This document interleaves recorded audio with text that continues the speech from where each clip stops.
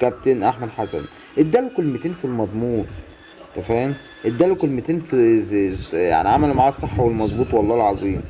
هو بقى كابتن خالد لو يركز في كل كلمه بتتقال له، لو يركز في اللي بيتقال عليه اصلا، لو يركز في نفسه في احترام نفسه، عمره ما هيعمل اللي هو بيعمله ده خالص. ده حتى بنزل لك بوست على الفيسبوك وبيقول لك ايه، اي حد عايز يتشهر، اي حد، طب انا عايز اتشهر. امم عشان كده بقول اسمك يا كابتن خالد.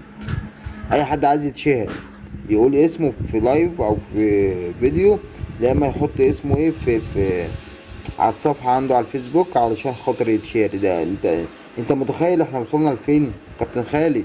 انت متخيل انت بتقول ايه اصلا؟ انت متخيل كم الغرور اللي انت فيه؟ يعني انت متخيل نفسك ايه؟ الناس لو بترد عليك، والناس لو بتجيب سيرتك اساسا، ما بتجيبش سيرتك في حاجة عدلة، في حاجة حلوة. ركز يا باشا في الكلام وشوف انت ماشي ازاي ورايح فين. ركز، احترم نفسك قبل ما تحترم الجمهور.